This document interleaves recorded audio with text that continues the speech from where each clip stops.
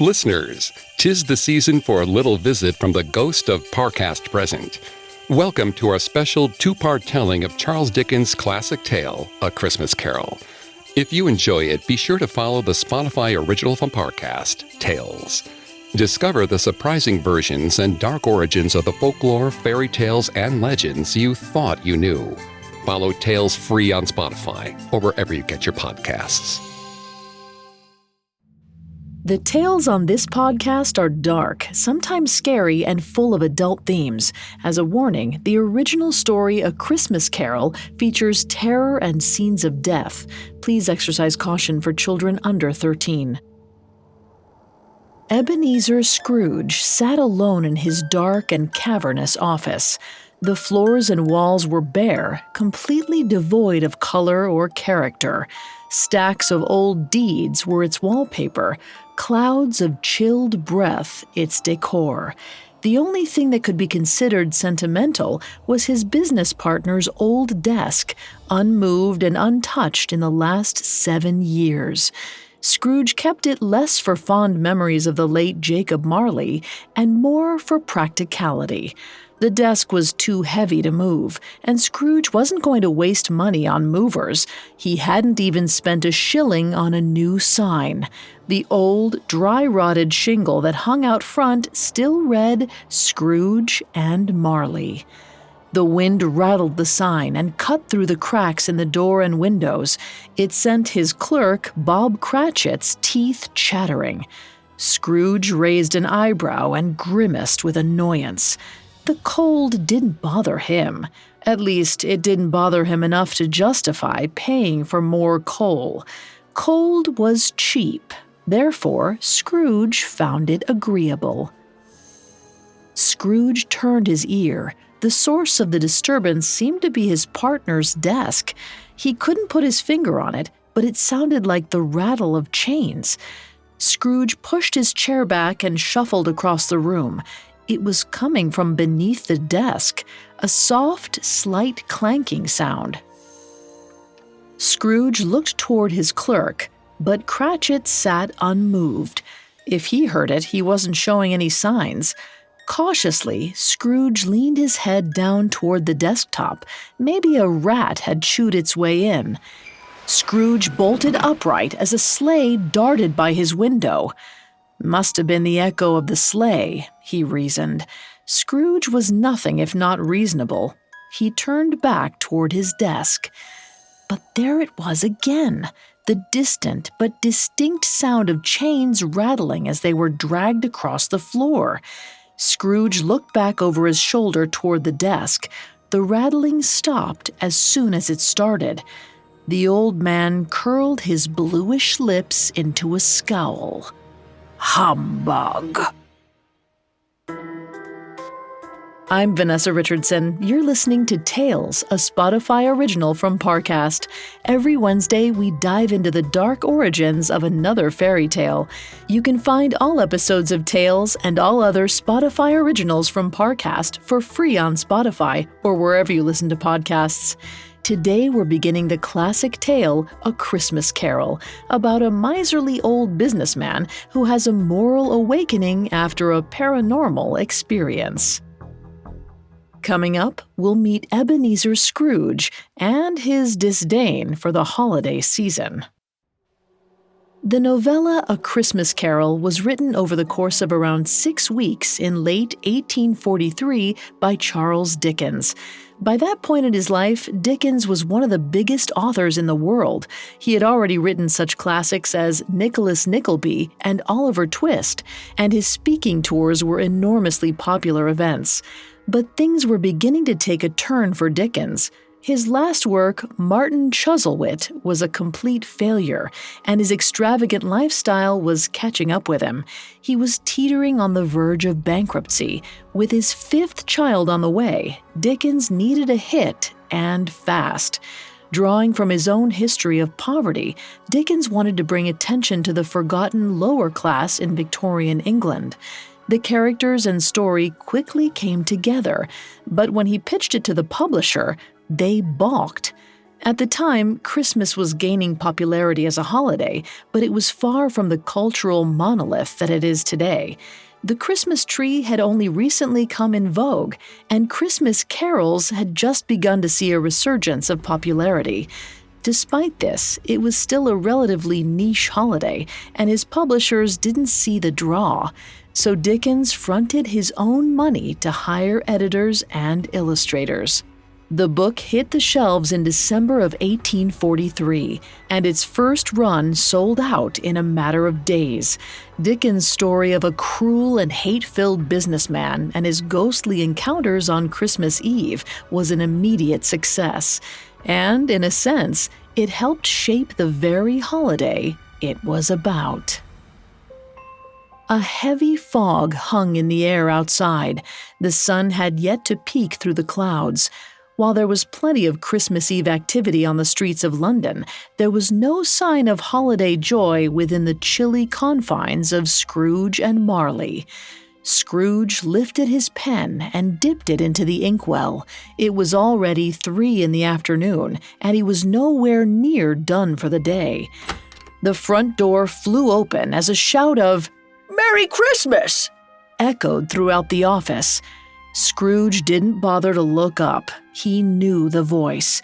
It was his nephew, Fred, eternally cheerful, with a smile that would even warm up the interior of Scrooge's bleak office. Fred was Ebenezer's closest living relative. Fred breezed into the office, quietly wishing Bob Cratchit a Merry Christmas as he went. Scrooge growled as his nephew approached. "You're late," Fred replied. "Late for what, Uncle?" Scrooge finally lifted his eyes. "Late for your annual Christmas proselytizing. You invite me to dinner, I say no. You usually stop by in the morning." His lips curled slightly. It was the closest Scrooge came to a smile. Fred pulled out Marley's old chair and took a seat. Scrooge raised his hand to stop him, but his nephew paid him no mind. Fred leaned forward, resting his arms on the desk. He didn't say a word, but stared at his uncle, smiling. If anyone else smirked at him like that, Scrooge would have tossed them out on the street. But he found Fred's childish manner amusing, like a monkey dressed in gentleman's clothes. "What are you so merry about?" he growled, turning back to his books. "You're poor enough. Now, if you don't mind." Scrooge lifted his hand and shooed his nephew toward the door. He froze mid-wave. There was that sound again. He looked at Fred, but his nephew didn't seem to hear anything. Fred was already out of Marley's chair and skipping across the office toward his uncle's desk. Fred's merry grin widened. "Christmas is the only time when people look at those below them as fellow passengers to the grave and not a separate class of creatures. Uncle, I believe your heart will open up like that one day. I keep coming back because I want to be the first to see you experience that joy. Dinner is tomorrow at 4. Fred tipped his hat to his uncle and turned for the door. Scrooge shook his head sourly. His nephew was foolish, a wide-eyed young man who didn't understand the ways of the world. His tune will change soon enough, Scrooge thought as he picked up his pen and went back to work. But through the afternoon, he couldn't shake the feeling that he was being watched. It wasn't Cratchit. His clerk was too busy to even look up from his paperwork. Scrooge's gaze drifted to the window. Far down the street, he could just make out a small pinpoint of light. It was like an odd blue flame, growing slowly closer. "It's the soot and frost on the glass distorting the view," Scrooge thought. But the pen in his hand did not move. He stared, transfixed, as the flame grew bigger and brighter, until at last Scrooge saw the figure that was carrying it. It was the lamplighter, come to ignite the street lamps for the evening. Scrooge breathed a sigh of relief. He hadn't even noticed the sun going down. He closed his inkwell and slid his chair back. Cratchit looked up from his desk eagerly. Oh, humbug, Scrooge thought as he considered his employee. Time for yet another dreaded annual Christmas conversation. Scrooge threw on his overcoat and grunted, "I suppose you'll want tomorrow off?" Cratchit nodded eagerly to his boss. "If it's convenient, sir." Scrooge buttoned his coat and scowled. "It's not at all convenient. I don't see why you deserve any special treatment, but if you must, you must."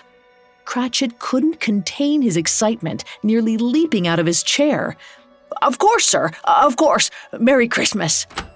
Scrooge pulled the door open before Cratchit could even finish his sentence. He'd had his fill of Merry Christmas. He stepped out into the freezing night air, the snow falling all around him. He pulled his collar tight against his neck as he glared at the carolers strolling toward him. The group parted in two like the Red Sea as Scrooge strolled right down the middle of them, London's own angry Christmas Moses. Neither snow nor Christmas Eve could alter Scrooge's routine. Scrooge took his dinner at the same tavern as always. It wasn't particularly good, but it was cheap, and the regulars kept their distance from the darkened nook he sat within. His stack of papers was the only company he required. Scrooge. A grumbling, guttural voice called out his name. He jerked his head up at the sound, half expecting to see the devil himself. But it wasn't a demon standing before him, just a round, smiling man with a massive mustache standing before him. "I said, Mr. Scrooge." His voice was light and airy, a far cry from the rumble Scrooge heard. Scrooge nodded before he even noticed that the man was holding something much worse than a pitchfork. It was a donation bucket, filled with sixpence and the odd shilling. Scrooge couldn't hide his disdain.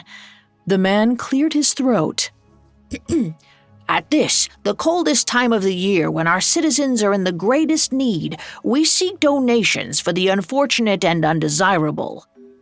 Scrooge slapped his paper onto the table. All the chatter of the tavern died in an instant. Everyone turned to see Scrooge's reaction. He raised his hand to his heart and gasped, "My God, say it isn't so. They've closed the prisons and poorhouses?"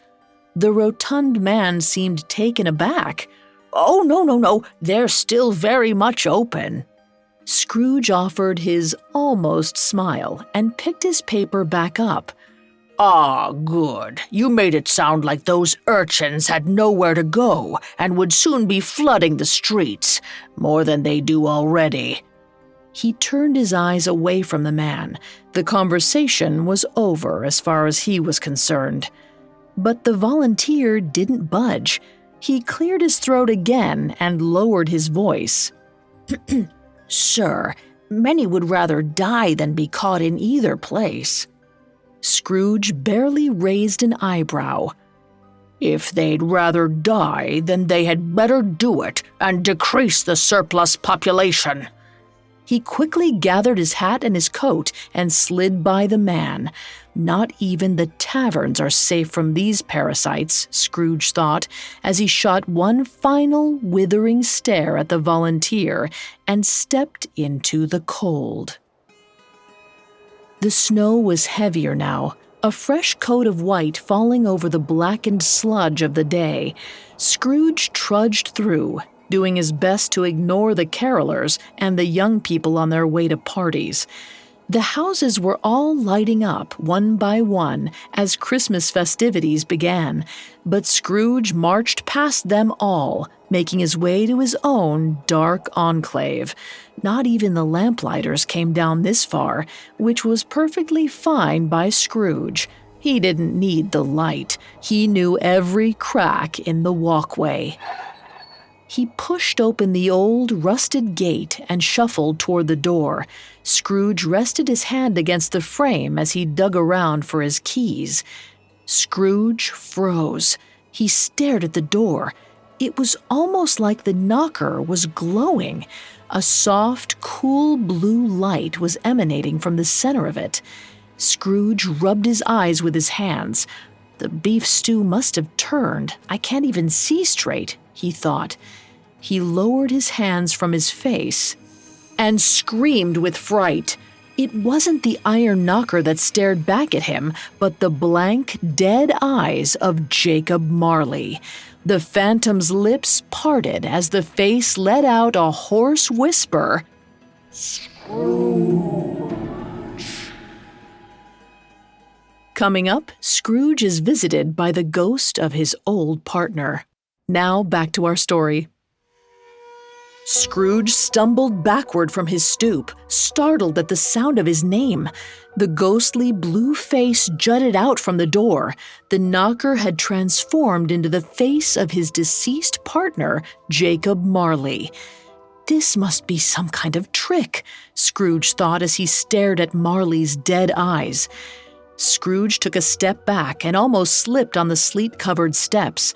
When he looked back up to the door, Marley's face was gone.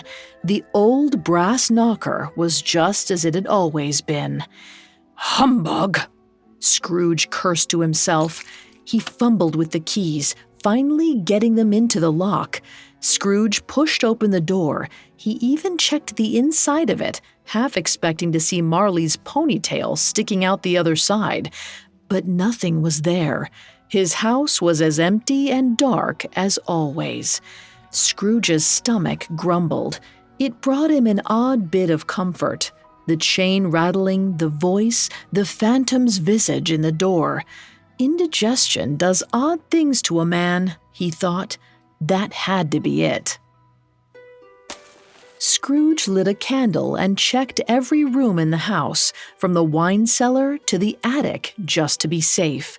There was no sign of burglars or dead business associates. He checked all the doors and windows one last time. Satisfied that nothing was amiss, he made a bowl of gruel for his upset stomach and shuffled up the steps toward his chambers. Bowl in one hand and candle in the other, Scrooge took the steps slowly. The sound of a carriage thundered along the road outside his house. They should slow down. They'll kill somebody on a night like this, Scrooge thought to himself. But the sound grew louder and louder until it seemed to be coming from inside his house. Scrooge pulled to a stop. He stood stock still. He swore he could hear the horse snorting. Then, nothing. His stomach rumbled once again. Scrooge shook his head and turned back toward his bedroom, careful not to make too much noise. Scrooge entered the master bedroom and double-locked the doors. He made a modest fire and sat back into his plush chair. He took a bite of the gruel, hoping that it would put an end to his indigestion and its bizarre side effects. Scrooge stared at the elaborately decorated hearth. It was far too ostentatious for his tastes, but much like Marley's desk, it was far too cumbersome to move. The stone hearth was surrounded by wood relief scenes from the Bible. Eve tempted by the apple, Noah building the ark, Daniel in the lion's den. To Scrooge, they were nothing more than fairy tales to motivate simple-minded people. But with his gruel settling his stomach after a full day of unwelcome surprises, Scrooge finally felt calm. From the darkness of his bedroom came the slightest ring of a bell. It was a familiar sound, but one he hadn't heard in years. He snapped his fingers as it came to him. It was the service bell. He turned his head toward the darkness, trying to adjust his eyes. Perhaps a bird or a mouse had gotten in and was chewing on the bell's pull cord.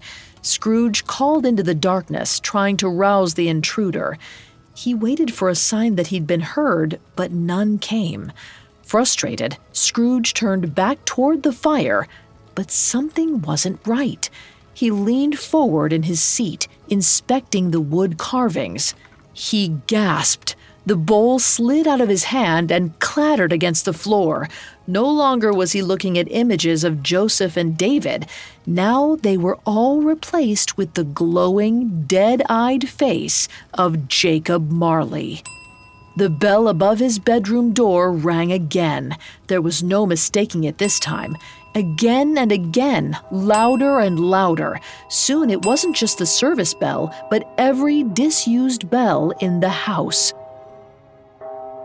Scrooge stood from the chair, his eyes darting back and forth between the fireplace and the bell. A shiver ran down his spine. All at once, the ringing stopped. The wood carvings were back to normal. Scrooge gathered his breath and managed a half-hearted "Humbug!" A loud bang echoed through the house. Scrooge jumped, startled at the sound. It was the cellar door. The rattle of chains came louder and clearer than it had before, and it was getting closer. He could place them now. They're dragging across the foyer, and now the stairs, Scrooge thought. He glanced to the securely locked bedroom door. They were coming for him. Scrooge! A ghostly voice called out from the hallway just beyond his bedroom door. Scrooge instinctively moved behind his plush chair, putting it between him and the voice. His fingernails dug into the velvet. The warm glow of the fire was drowned out by a cold, bluish light. It was the same glow that had come from the knocker and the lamplighter he'd seen through his office window.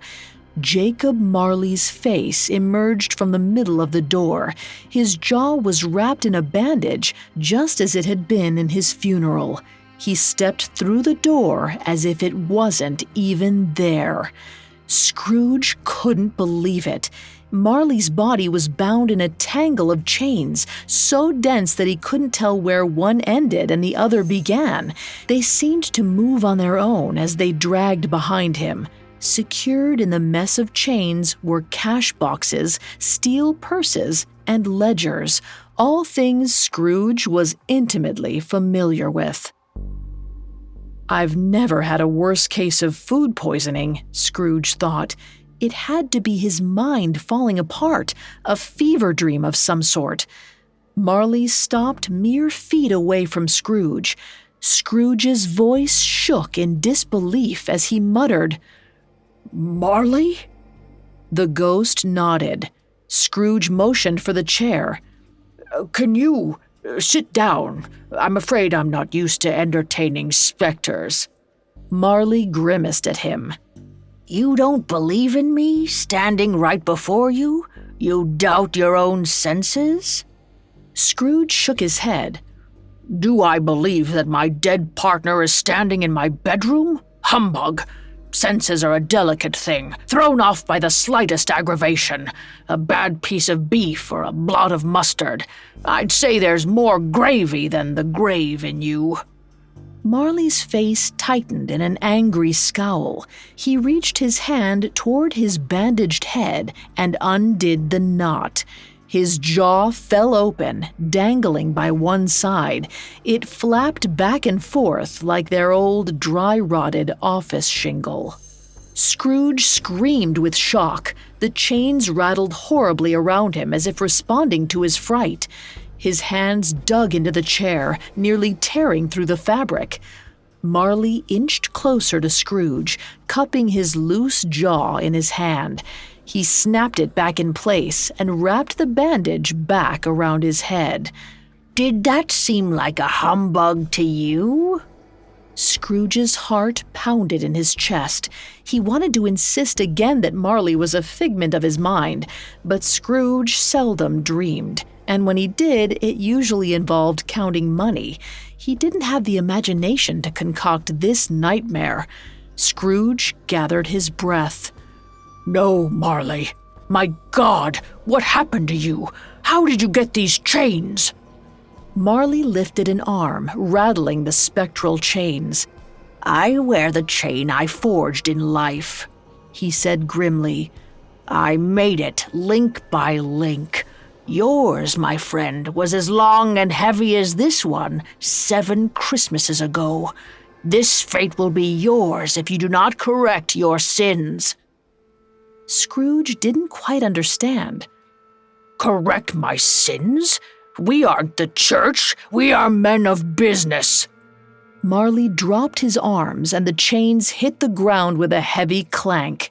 He pointed his finger at Scrooge and growled, "Mankind should have been our business." Scrooge gawked at his former partner. His mind quickly flashed to the volunteer in the tavern asking for donations. He shook it off. "I do nothing outside of the law, and neither did you. The poor have made their own choices. It's not up to us to save everyone." A chain slowly snaked around Scrooge and draped over his shoulder. His entire body sunk under the weight. How is it so heavy? Scrooge wondered. Despite being faintly translucent, the chains felt solid enough. The reality of Marley's burden began to sink in as the phrase ran through his mind, "This fate will be yours."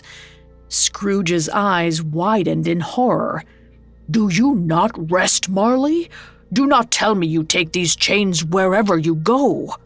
Marley nodded. "No rest. Every day. Forever. I've been trying to get your attention for weeks now. Somehow, I'm not sure why, you can finally see me. With this brief chance, I hope to bring you some comfort, Ebenezer." The window shutters behind Marley unlatched and swung open. A cold wind burst through the opening, blowing Scrooge's nightcap off of his head. Marley slowly floated back toward the window. Scrooge chased after him, pulling his housecoat tight and shouting over the howling wind, "What comfort, Marley?" Marley was nearly at the window, his chains lifted off the ground, pulled out by an impossibly strong current. Marley held up 3 fingers. "Tonight you will be visited by 3 spirits. The first will come at the stroke of 1. Ebenezer, this is your only hope of escaping my fate." Marley stepped backward out of the window, his chains following behind him into the swirl of mist and smoke. He hovered in the foggy London skyline and gazed back toward Scrooge. The haze whipped around Marley, battering him from all sides like a rough sea. Scrooge moved closer toward the windowsill, the night sky coming into view. His jaw dropped open. It wasn't smoke or fog. The thick haze of night was a legion of cursed souls, all as tortured and anguished as his old partner. The sky littered with pained cries of London's former elite, dragging chains and lockboxes of their own. The realization slowly dawned on Scrooge. He knew them all. They were his peers. His teeth chattered as he spoke. "Johnson, Woodhouse, Hester. God in heaven, what have they done to you, Hester?" His eyes were locked on an old friend who was dragging a whole bank safe behind him, struggling with the weight. The fog rolled down the street. Scrooge tried to keep his eyes trained on his old friends, but they were soon blotted out by the fog.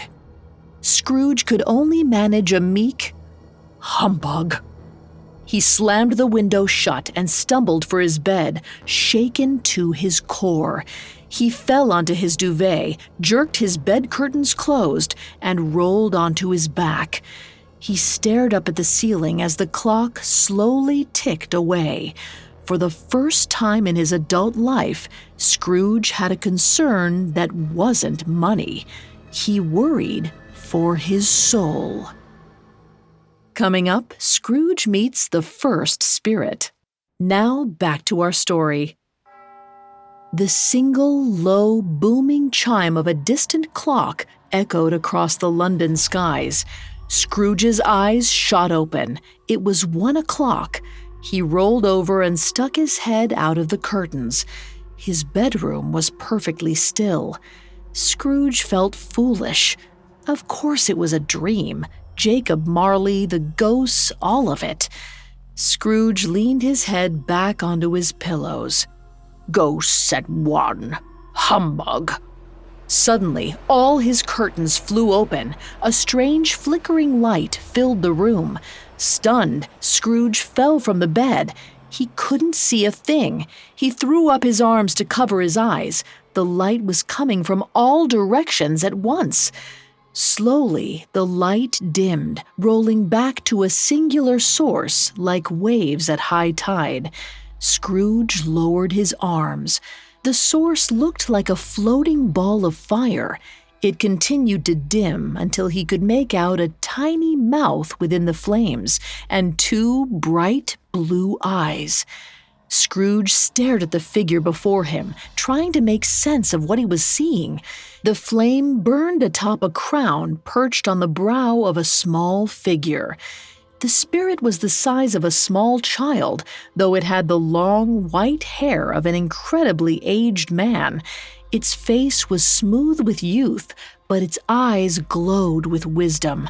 As Scrooge stared, the spirit's form seemed to shift and change like the flame that flickered on its head, growing and shrinking from a man into a child and back again. "What are you?" croaked Scrooge, finally finding his voice. The floating spirit reached out its hand, holding a sprig of holly. "I am the ghost of Christmas past." Scrooge pulled his housecoat tight, noting that the air in the room had suddenly gone frigid. "Long past or more short term?" he asked, forcing a smile. It wasn't a very good joke, but he wanted to show that he wasn't afraid. The spirit ignored the crack. "Your past, Ebenezer? All of it." The spirit reached out and seized Scrooge by the hand. He tried to pull away, but the tiny being was shockingly strong. The spirit dragged Scrooge toward his open window. The wind cut through his housecoat. "Why are you doing this?" he shouted.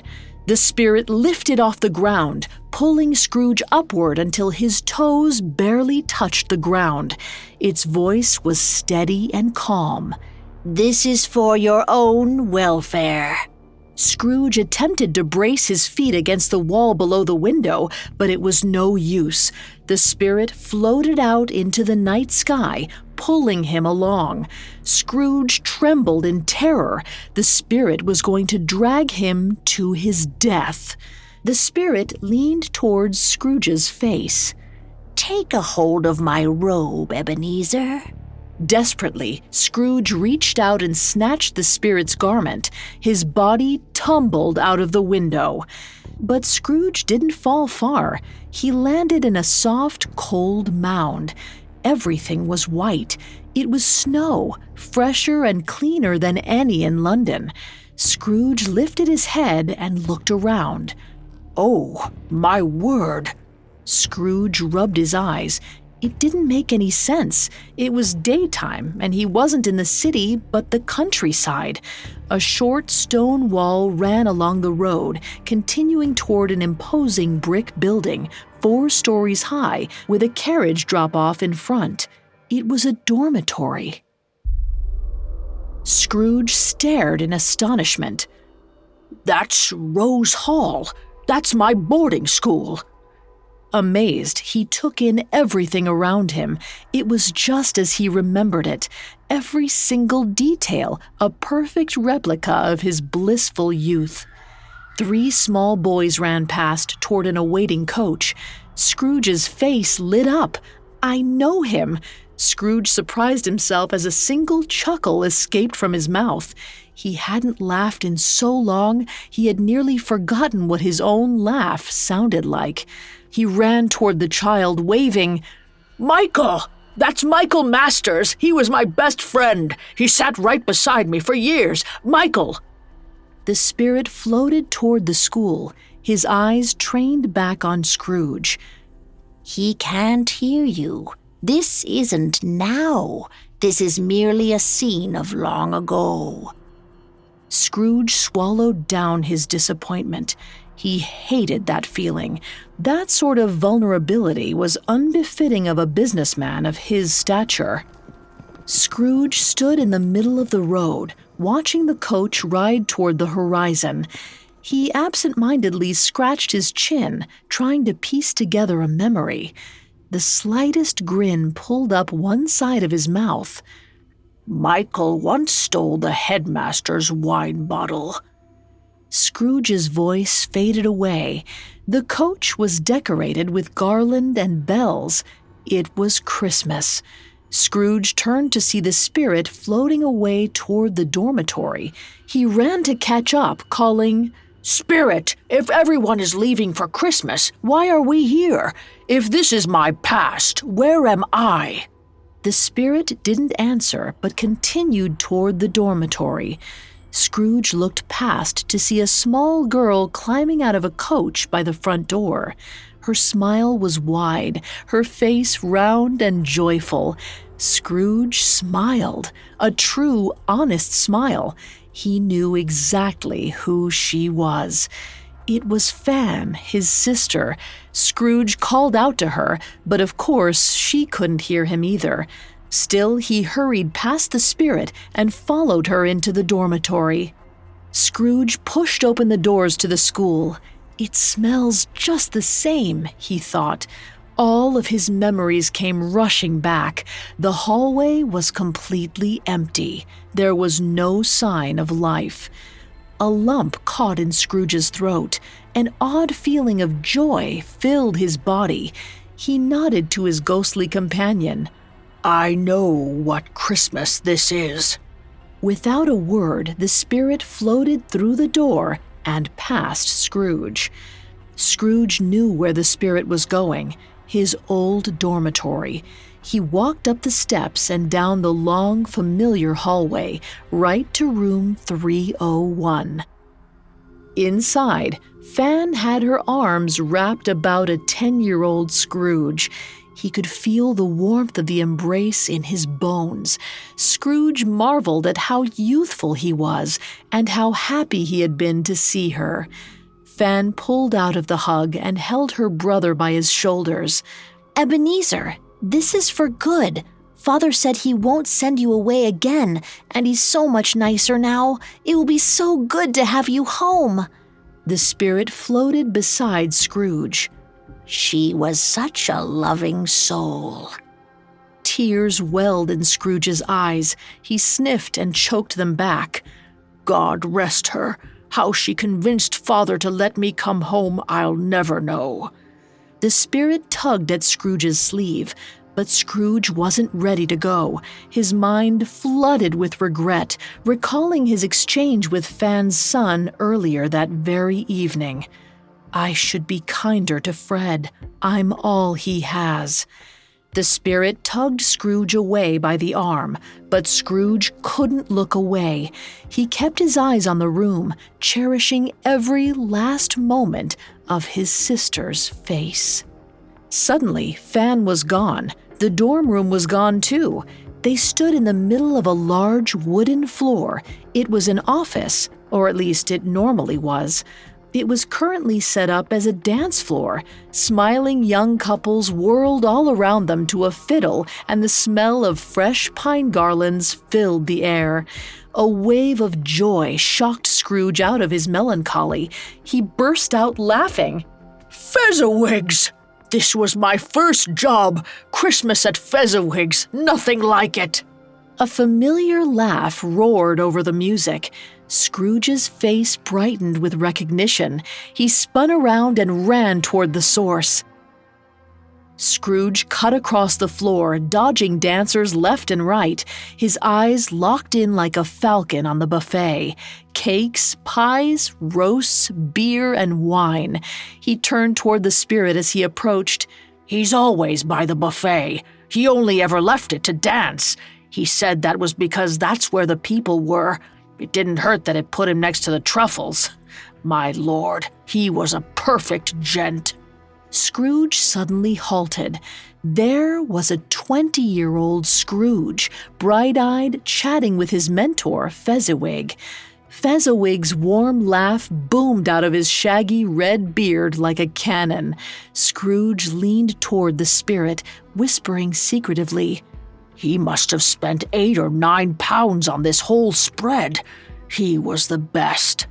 The spirit turned toward Scrooge, and for the first time, its face betrayed some emotion, a look of disgust. "Seems like a poor use of company money," said the spirit. "He never made much of a profit." The spirit floated away, leaving Scrooge alone at the table. Scrooge quickly turned on his heels, chasing after the spirit. He wasn't going to let Fezziwig be besmirched like that. "A waste?" he demanded. "We had nothing, but we worked hard for the old man. Fezzy had the power to make us happy or sad, to make our service light or burdensome. And God bless him, this party made our year." Scrooge was fuming, but the spirit didn't even bother to stop as it spoke. "I don't see why you all deserved any special treatment." Scrooge stopped in the middle of the dance floor. He'd thrown those same words at Bob Cratchit earlier in the evening. He hung his head, overcome with a completely foreign feeling. Shame. He knew Fezziwig would be disgusted if he saw him now. Scrooge wouldn't spend an extra shilling for coal, let alone a party. The spirit turned and floated back toward Scrooge. He didn't look up at the ghost as he replied, "I suppose I have that same power. I should check my books. The least I could do is heat the office." The ghost of Christmas past reached down to take Scrooge's hand. "We have one last stop." Scrooge shook his head, beaten down by the realization of his callousness. "There is no need. I understand that I have neglected my responsibilities as an employer and an uncle. Spirit, no more. Please take me back." The spirit guided Scrooge toward the fireplace. "Come now, we can't dally." Scrooge raised his hand. "No more, spirit, I beg you." Scrooge's hand hovered in the air as the room around him darkened. Sounds of the fiddle, the laughter, and the raucous dancing were gone. The spirit had whisked him away from Fezziwig's to a new spot entirely. Scrooge turned, and his heart sank. A young woman sat by the hearth, her eyes wet with tears. She was beautiful. Even in her sadness, a warmth exuded from her that rivaled the fire. He covered his mouth with his hand. This was a Christmas Scrooge dreaded more than any other. Thanks for listening to Tales. We'll be back next Wednesday with part 2 of A Christmas Carol. You can find more episodes of Tales and all other originals from Parcast for free on Spotify. Join me next week for another dark and surprising fairy tale. Tales is a Spotify original from Parcast. Executive producers include Max and Ron Cutler. Sound design by Nick Johnson, with production assistance by Ron Shapiro, Carly Madden, and Isabella Way. This episode of Tales was written by Jesse Harris, with writing assistance by Andrew Kelleher. I'm Vanessa Richardson.